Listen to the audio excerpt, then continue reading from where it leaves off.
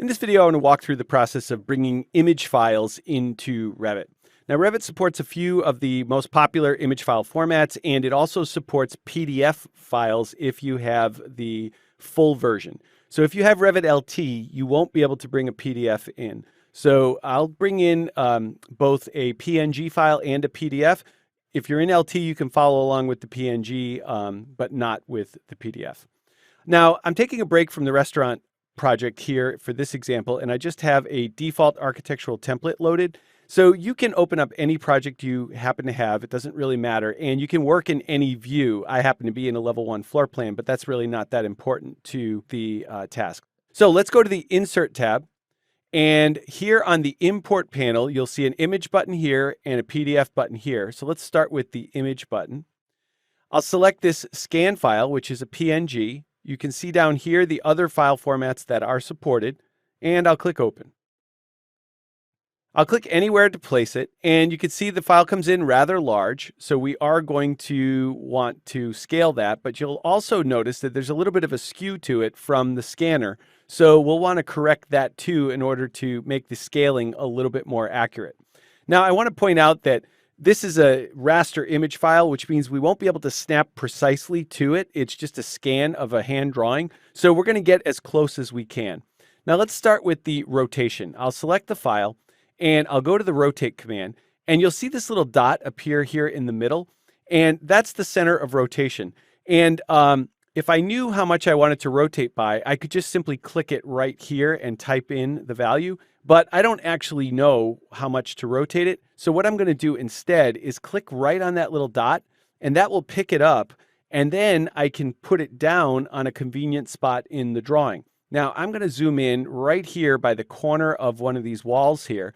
And as I mentioned, this is a raster image, so you can't really snap to this. So you just want to eyeball as close as you can to a good point, like that intersection right there, and then click. And you'll see that dot gets placed down right in that location.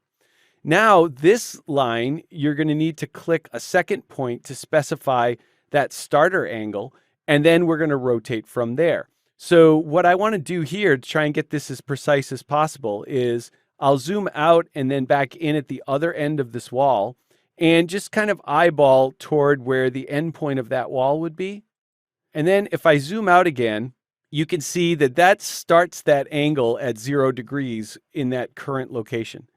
Now, it's a little tricky to get it to rotate here because I'm kind of fighting against the snap behavior. So what I do sometimes is I actually just rotate it by eye first, more dramatically, and then I go back and do it again. So another way that you can pick up that center point without having to go touch it is to use this place button right here. And then I'll zoom in, put it down right there, zoom out, find the other end of this, put it down right there. And now the reason that I rotated it so dramatically first is because watch what happens now. Notice that when I get close to the vertical or the horizontal, you can kind of feel it snap. So there it's snapping, and I know that that vector that I specified along the edge of that wall there is now snapping perfectly along the vertical. And when I click, you can see that now that scanned line in the PNG file is oriented vertically. And so I have a little more confidence in that orientation now. So next, I'm going to go to the scale command here. With the scale command, you have two options, graphical and numerical. Now, if you happen to know exactly how much you wanted to scale it, you could go to numerical, but again, I don't know that information, so I'm going to stick with graphical. And I'm going to specify two similar points, but this time, notice that we've got this dimension line here, and its witness lines are set back from the wall just a little bit. So my first point of my graphical scale is going to be right where the witness line and the wall edge intersect, and I'll click right there, and then I'll zoom out, pan over to the top, zoom in, and try and find that same approximate intersection right there. Now again, these are pixels, so you just do your best to get as close as you can. Click it. Now when I zoom back out, notice that my current distance is about 164 feet. Yours will vary. But as I start to move the mouse now, it's scaling that dimension. Well, I can just type in what I want that to be. And if you look at the hand-drawn dimension in the background, it says that that distance is supposed to be 20 feet. So I'll just simply type 20, press enter, and now, and let me drag this back into the screen here, and now this is scaled exactly 20 feet long. Now you can do some spot measurements to check things. So here's a measure between two references command. And if I kind of eyeball there and eyeball there, that's really close to 20 feet. Now across the top, it's supposed to be 24'9". So I'll go from here across to here, and that's 24, maybe 11. So keep in mind that a scan sometimes stretches in one direction or the other. So this is a hand drawing that's been scanned. It's not going to be perfect. So your goal is to get it as close as you can. So you might need to repeat some of the scale and rotate steps in order to make it satisfactory. So the process to bring in a PDF is nearly identical. Let's click the PDF button next. And once again, if you have Revit LT, you won't be able to do this step.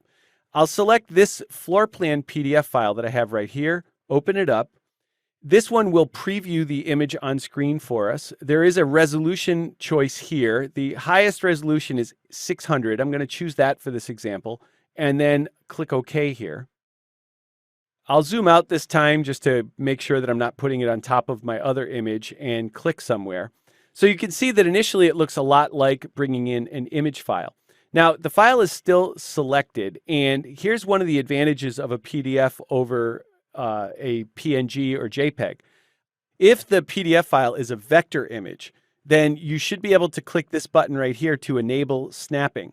So now, with that turned on, you can see that this dimension here is 31 foot 10 inches. So now I could go to my scale command.